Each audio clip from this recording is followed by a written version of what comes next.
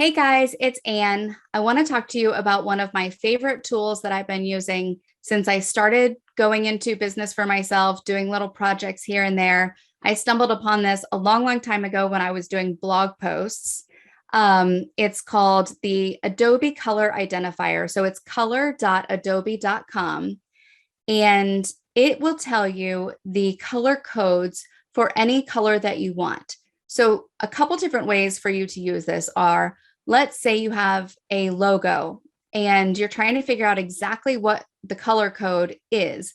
Maybe the designer who designed it is no longer in business. You can't get a hold of them, but you want to use that same logo, but you need to know the color code so that all of your branding can be cohesive. So you can upload that image here into this little color wheel, and it will identify those exact colors for you using the hex codes or the RGB codes. And, when you're creating a Word document or any kind of template or any kind of image, you want to use that exact green that's in your brand kit or that exact red or blue or whatever it is. So you need those color codes. The hex codes are the ones with the hashtags in front. The RGB codes are 3 separate numbers, red, green, blue. And you can use that to custom color pretty much anything in any kind of programming that you use. I prefer to use hex codes, the hashtag, and then 6 digits, numbers or letters or combination. That's just what I find to be more universally accepted. So once you upload your logo or your image or anything that you like, you can grab those codes and then you can share them to your library. Another great tool for this is if you're just starting out and developing what your brand is going to look like or what your color theme is going to look like, or if you're considering rebranding, you can go to the Explore area here and just kind of scroll and scroll and scroll until you find something that speaks to you. And you can type in all kinds of different search terms here. And then it'll give you the color code for that exact thing. So let's pick one here that I like. Okay. So this one is corals and turquoise. So I can click on it. It'll give me the exact color codes there for the hex codes. That's with the hashtag. I can add it to my library. I can download this as an image. I can do whatever I want with it. So then once you've got several things that kind of speak to you, you can go over to your library and take a look at all the things that you've saved. And you'll start to notice a pattern, colors that are repeated. And that's where you can figure out what you want your brand to look like, because it's got to be something that you can live with for a long time, right? Then once you've got it nailed down, you now have the hex codes and the RGB codes for everything you want. This is our podiatrymeetings.com palette. We use this all the time, obviously, for anything that we're doing. And so I actually have this printed out and taped to the wall behind my computer because I reference it so often. But you can download this image. You can insert it into a branding guide, just a quick cheat sheet for you that includes all your color codes, all your fonts that you use, all your different page border margins and all that kind of stuff so that everything that you do has a cohesive look. So this is just one easy to use, free tool. You'll have a blast exploring. And so I hope you find it helpful and have fun. I'm stoked to show you these next 2 tools that I use constantly. They've literally saved my life when it comes to graphic design. I will say, I think I mentioned this in an earlier presentation. I am definitely not formally trained in graphic design. I worked for a marketing agency when I graduated college, and I had just good luck that this individual that I worked with would come up to my office. I was in sales and he was in graphic design, and he would come up to my office and we would just create silly things. Like we would Photoshop my face on a dinosaur, something stupid. And by doing those things, I learned a lot of skills just by playing around. And that's why I said, when we're talking about being a no experience marketing workshop, you can learn so many things just by going to YouTube and just by surrounding yourself with people who know what they're doing and saying, well, just show me one like quick funny thing. And I took that one skill of like being able to Photoshop my face on something and turn it into a business. It's incredible. One of the tools that I love is Clipping Magic. And I actually have to give credit where credit is due. Many of you probably know him. Dr. Lee Rogers showed me Clipping Magic. And I swear it's $4 a month. Do you have any idea how many hours I have saved because of this tool? I used to have to Photoshop images and take like zoom in to where I thought my eyes were going to start bleeding because I was so close to the screen, and sketch out, like edit out these backgrounds of different images. Clipping Magic takes backgrounds out for you. And I know. All right, so welcome to Clipping Magic. Clippingmagic.com. It's pretty self-explanatory. Magically remove image backgrounds. You can see some of the images that I've been working with over the last few days. And so I'm going to show you an example here really quick. Just find that. I am going through the folder right now. I don't know if you can see this part of my screen share, but I'm going through pictures of Anne and Sarah. And here we go. I'm going to drag the image from that folder, dropped. On, I don't know, on obviously I think you can tell which is the original here. You can see Anne and I are not just floating in the air. We are actually sitting on a couch, and I shove that in there and it automatically knows where I likely want to edit out. And over on the other side, it gives me a preview. If there was something that I wanted to keep available, so let's say I really want that pillar in there, then I go to this little plus button and then I put it there, and you can see it's starting to add the pillar space. Or let's say I wanted this couch, I can just kind of start adding those elements back in so that it doesn't delete them. That is crazy town though. I don't want those things. So I am going to close out of that and I'm going to start over. I'm going to pull that image back into the edit area. Drag image here, please. It might pull up. Yep, it's going to pull up the old one. Just a second. I'm going to redo it from my folder. So it's brand new. We're starting over. All right. And this is what I want. I simply hit download. And I have a perfect image that is no longer has a background. All right. So I used that image. This is the image that I got. This is the image that I downloaded from Clipping Magic. And then I used a Facebook template from Canva, and I got in and I just sit on the little camera like from Instagram. Isn't that adorable? Awesome. I mean, again, I cannot tell you how many hours this has saved me. I can just upload it to here and it knows what I don't want to get rid of. And even if it did, I can use those plus and minus tools up here to tell it, hey, you took away too much, or, we need to take out a little bit more. And then once again, you just hit download. And now I have an awesome PNG file of lovely, healthy feet without an annoying background. How sweet is that? Clippingmagic.com, $4 a month. I don't get any commission.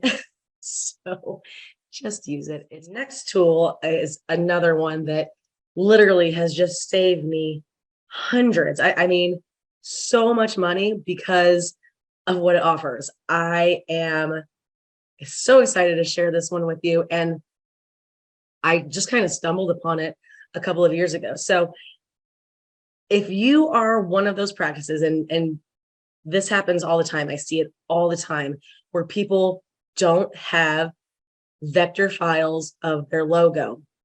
They just don't know who created it, however long ago. They lost the file. Anything that they have may be like a low resolution JPEG. There's different versions of the logo. I have had people scan a business card that's like sideways and black and white and pixelated. And I'm just like, this is not gonna work. And so what I offer is to redraw the logo. And I used to have, because again, I am not formally trained in graphic design. I do not know how to illustrate anything. So when it comes to redrawing artwork, I was so excited to find this tool because I used to have to hire someone that was technically trained that could create or recreate logos into high resolution vector formats. And that is really important, that you get a vector file of your logo. Again, this is your intellectual property. Don't lose it. Keep it safe. Know who created it, and then get a file for yourself. They might get hit by a bus, and then all of that information is gone. So really make sure you put some protocols into place where you are getting these files saved and back them up. Your computer hard drive is going to go out one day. Have an external hard drive, have something on a cloud, have some sort of backup for all of these sorts of files. Okay, again, off my soapbox. Okay, so there is a website called Sticker Mule, and if you go to it, it's really just for like promotional products and printing stickers and things like that. For some, I cannot remember because it's really not easy to find on their website, but I stumbled upon this tool that they provide, and it's called Redraw. And I literally upload an image. So if you send me your low resolution JPEG logo and I upload it, this company redraws it into a high resolution vector file literally within like hours, sometimes less than an hour. It's crazy how fast they do it. And it costs like $45, I think. It's, oh, there we go. Upgrade any image to a high resolution vector graphic for $19. Are you kidding me? Stupid amazing. This will give you the opportunity to get a file that is high resolution in vector. They will also give you a PNG file, and then you have that so that any printer that you want to work with, any graphic designer that you want to work with, they now have a high res file that will not look pixelated and grainy. It's just such a wonderful. Hey guys, it's Anne again. This time I'm going to talk to you about another one of our favorite tools, and this one is kind of new to us. We actually learned about it because we attended an online marketing conference. We learned a ton of stuff from that conference, but this is one of the big takeaways, especially for me, because I don't use really fancy software for video editing. Like Sarah uses, all the Adobe things and things like that. I don't usually. I'm usually in and out. I want to get it done as quickly as possible. And all I'm trying to do is cut out the pauses or the weird stuff and maybe rearrange a few things. So the tool I want to talk about today is called Descript, Descript. Yeah. So Descript has lots of different things you can do with it. And honestly, we haven't even dived deep enough into it to figure out all the different ways we can use it. But the thing that we use it for the most is to transcribe all of our videos. So we record calls and videos all the time about tips and things like that. And a lot of times people like to watch them in video format, which is great. Sometimes people want to read them in an article format. So the way I do that easily is to upload the video into Descript or even the audio file if I want, and then it'll transcribe it. So you can see I've uploaded a video that I'm working on for Expo right now, and it transcribed it right here. So I can turn that into a Word document. I can actually export it right here to a text, and that'll export to a Word document. And then I can play with that Word document and upload it to the Expo site so that you guys can download the actual article version. So another thing I really like about Descript, and this is, I didn't believe it was true when the guy was showing us. He said, if you can copy and paste to edit a document, you can edit a video. And one of the toughest parts about editing a video is when Sarah and I do this all the time. you're bouncing back and forth, talking about lots of different things. Then you go into editing and you're trying to make it look cohesive. Like you talked about exhibit hall setup at the beginning of your call. Then you talked about a bunch of other random things. Then you came back to exhibit hall setup at the end. So you want to find all the pieces related to exhibit hall setup and put them all together, right? When you're editing a video in traditional video editing software, that's very difficult. It's a lot of cutting. It's a lot of copying and paste. It's just a lot of work. Here, let me show you how easy it is. So let's say I want to cut out this section here. First of all, when I hit play, it'll just start playing this video exactly as it is. I can also go up here and remove filler words. So anytime I said I can remove that. So it'll delete it, apply to all, deletes them all. Super easy, pretty quick. Then when I go back in, just for sample purposes, let's say I want to take out this section here.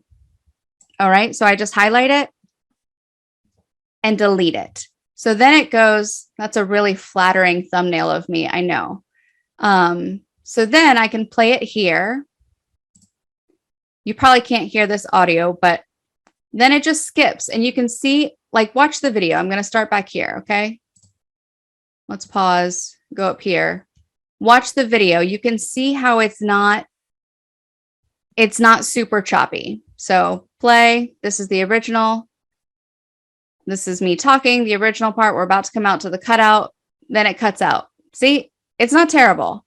I mean, it could be better. Sarah would say that it should be smoother and prettier, but it's not terrible. So Descript is a awesome tool. Yes, it does cost money.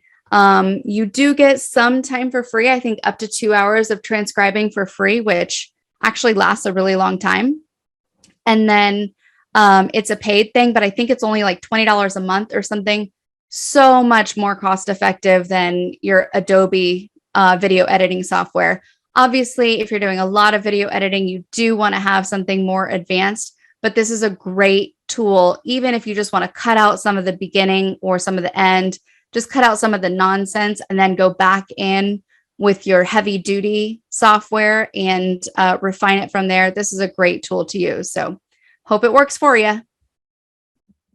Okay, for my last trick, let's talk about my most often used design tool. I learned about this a long time ago. I use it all the time. I started with the free version. I'm now on the pro version because I'm fancy like that. All right, I'm sure you've probably come across it. It's called Canva. Let me just say, Sarah uses all the fancy design tools like Photoshop and all the Adobe expensive stuff because that's what she does, right? She's a graphic designer. I'm not a graphic designer, nor do I have the budget for the graphic designer tools.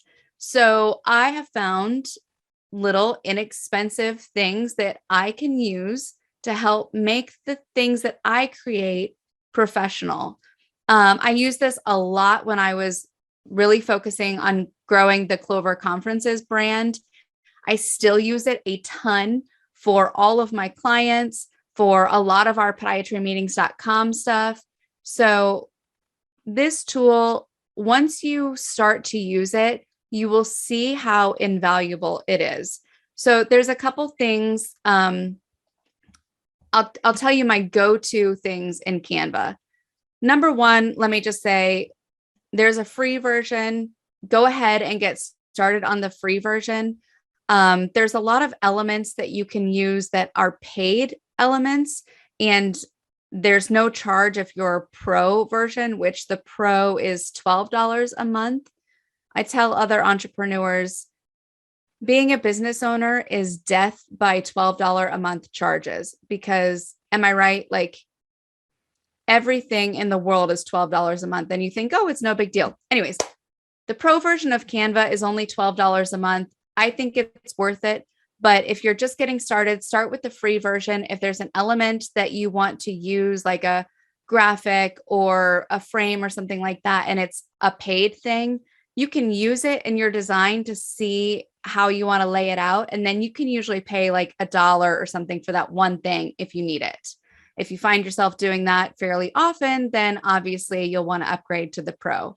Another benefit of the Pro version, and you won't realize what a great resource this is until you really get into it, is that you can resize things. So let me just show you real quick. Like, let's say I created this badge a certain dimension because I knew what the badges needed to be. They needed to be 64 by 64 pixels square. So I created this to be a little larger, 100 by 100 pixels square. But let's say they've now changed it and they need it to be 200 by 200. Well, 100 by 100 is not going to look great if I try to use it in a spot that's minimum requirements are 200 by 200. It's going to look stretched and pixelated. That's why when you see ads or graphics that look stretched and unclear, it's because they weren't created with the right pixel dimensions. So in the free version, you cannot resize things. In the paid version, I can resize this without any problems, and I can save it as a new, or I can just resize it right here. So like copy and resize, it resizes it, opens it in a new thing, tells me what it is, and I can make my adjustments if I need to. That comes in super handy. Let's say you've created an ad for a Facebook campaign, and now you want to reuse that ad for a LinkedIn campaign or Instagram, but the preferred dimensions are not the same. So you just resize it in the dimensions that you need, and then you tweak a few things. You may have to expand some things, but that is a super great tool, only available on the Pro version. Okay, so some of my go-to things here are, number one, PowerPoint. If you're a speaker and you struggle with PowerPoint creativity, I do. I know I do. You can just search here for PowerPoint templates. Let's search PowerPoint. And it'll come up with all kinds of different ones. Okay, so we're just going to pick All About Me. I like the colors. So then you go in here. You can duplicate pages. Some of these templates, going back here, have like 16 or 17. Here's one, 11 pages. So each of the slides is going to be a little bit different. And you can tweak it, put all your different things, change these colors, like say, this green color back here, I'm not crazy about it, so let's make it my turquoise color.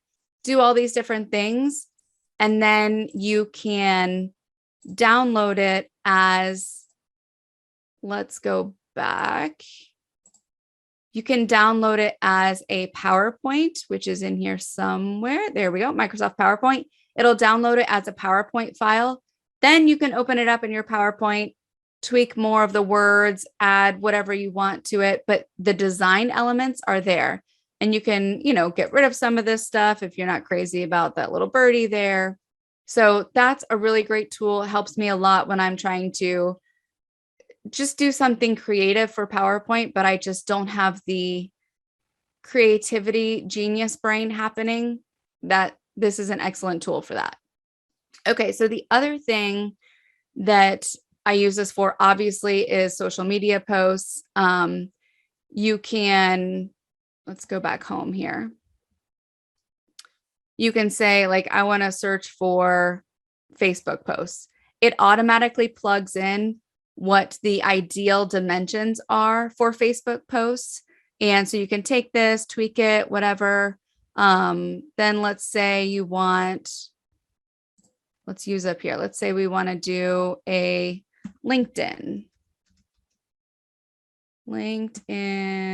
post. So it automatically plugs in the dimensions there. You don't have to worry about searching for that. And guess what? It updates it as the different social media platforms update their preferred graphics, updates it. opens up this canvas for you. You can plug in whatever you want and change it up. Another thing I use this for a lot is when I'm stuck in like any kind of design rut. Okay, so like let's stick with this LinkedIn post template. Okay, so let's say you want to pick one here. Let's go with something pretty simple. Okay, so then you can change all kinds of different elements of this. You can save your branding colors here. So let's say I'm working on Clover conferences. I want to make it turquoise. You can also type in your color codes. Remember, we talked about color codes. You can type in your hex code. So let's say I want the podiatrymeetings.com teal. I'm looking at my hex code cheat sheet over there. Okay, there we go. So that's that. Then like I want to change this to be our podiatrymeetings.com pink. All right, there we go. Okay, you can change the text to be all kinds of different things. By the way, another benefit of the Pro is you have access to a ton of different fonts. A lot of the standard Google and Word fonts are in here. Some of them may look like the Word fonts that you're used to, but they're called something different because Canva likes to be creative like that. You can always Google, like, let's say your brand font is Georgia in Word. Okay, I don't know if Georgia is in here. No, it's not. So you can Google like Canva font equal to Georgia, and it'll pull it up for you. This one is kind of like that.